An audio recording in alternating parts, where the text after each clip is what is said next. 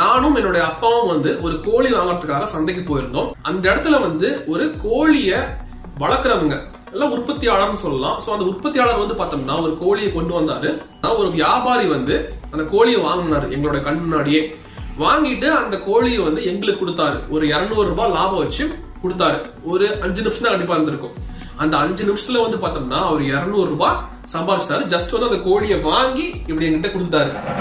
அடுத்து பங்கு சந்தையை வந்து நம்ம ரொம்ப சிம்பிளா சொல்லணும் அப்படின்னா, ஒரு நிறுவனம் இருக்கு. அந்த நிறுவனத்துல வந்து பார்த்தோம்னா நம்மளுடைய பணத்தை நம்ம வந்து முதலீடு பண்ணும் பொழுது அந்த நிறுவனம் நமக்காக உழைச்சு அவங்களுடைய ஒரு பொருளை வந்து உற்பத்தி செஞ்சு அதை வித்து ஒரு ப்ராஃபிட் வரும்போது அந்த ப்ராஃபிட்டை நாம எவ்வளவு பணம் போட்டிருக்கோமோ அந்த சதவீதத்துக்கு ஏத்த மாதிரி வந்து பார்த்தோம்னா அவங்க லாபத்தை பிரிச்சு கொடுப்பாங்க. இதுல வந்து நம்மளுடைய உழைப்பையோ நம்மளுடைய நேரத்தையோ நம்ம கொடுக்க தேவையில்லை. நம்மள பல பேருக்கு வந்து ஒரு பேராசை இருக்கலாம் அல்லது பண நெருக்கடி இருக்கலாம். இந்த பேராசை இருந்தாலும் சரி, பண நெருக்கடி இருந்தாலும் சரி, அவங்களுக்கு பணத்தை பத்திய ஒரு அறிவு இல்லாம இருந்து அல்லது பொறுமை இல்லாம இருந்துச்சுன்னா, நான் வந்து சந்தையில நடந்த சம்பவத்தை சொல்லும் போதும் சரி அல்லது பங்கு சந்தைனா என்னன்னு சொல்லும் போதும் சரி, அவங்களுக்கு அது வந்து ஒரு கவர்ச்சிகரமா தெரியும். அதுல நாம வந்து முதலீடு செஞ்சோம்னா ரொம்ப ஈஸியா பணம் சம்பாதிச்சிடலாம் அப்படிங்கிற மாதிரி தெரியும். இந்த மாதிரி இருக்கக்கூடிய மனிதர்கள் வந்து அதுல பணத்தை முதலீடு செஞ்சு பணத்தை நிறைய பேர் வந்து இழக்கிறாங்க. நாம இந்த இடத்துல ஒரு முக்கியமான விஷயத்த புரிஞ்சுக்கணும். எந்த ஒரு முதலீட்டுல குறைந்த நேரத்துல அதிகமான ஒரு லாபம் ஈட்டலாம் அப்படின்னு சொல்றாங்களோ அந்த ஒரு முதலீடு வந்து மிகவும் அபாயகரமானது. ரிஸ்க் ரொம்ப அதிகமா இருக்கும்.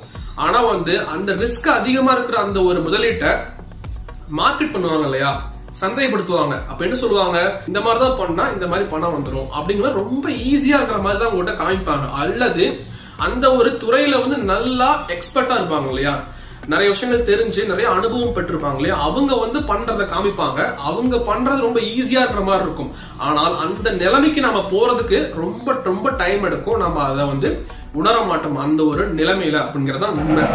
வியாபாரத்திலையும் பங்கு சந்தையிலையும் வந்து பார்த்தோம்னா பணம் சம்பாதிக்கலாம். ஆனால் அதற்கான ஒரு அடிப்படை அறிவை நம்ம தெரிஞ்சிருக்கணும். நல்லா அதுக்கு நம்ம பயிற்சி எடுக்கணும். பயிற்சி எடுத்துட்டு அதை எப்படி செயல்படுத்தலாம் அப்படிங்கிற மாதிரி நம்ம வந்து தெரிஞ்சுக்கணும். செயல்படுத்தி நம்ம வந்து ஒரு குறிப்பிட்ட காலகட்டம், ஒரு குறிப்பிட்ட ஒரு 2 வருஷம் 3 வருஷமோ அப்படி ஒரு குறிப்பிட்ட காலகட்டம் நம்ம வந்து பார்த்தோம்னா ஒரு அனுபவம் பெற்றிருக்கணும். அப்பதான் வந்து பார்த்தோம்னா நம்ம நிலையான வருமானம் பெறதுக்கான ஒரு வாய்ப்பு அங்க இருக்கும். அப்பயும் கூட வந்து நிலையான வருமானம் வரும்னு சொல்ல கிடையாது, வாய்ப்பு தான் இருக்குன்னு சொல்லியிருக்கேன். அந்த வாய்ப்பை நம்ம அதிகரிக்கத்தான் நம்ம வந்து பார்த்தோம்னா நிறைய விஷயங்களை கத்துக்கணும், அனுபவம் பெறணும் அப்படின்னு சொல்றேன். ஜஸ்ட் லைக் நம்ம போன உடனே நம்ம வந்து எல்லாமே கிடைச்சிடும் அப்படிங்கிற மாதிரி நம்ம வந்து நினைக்க தேவையில்லை.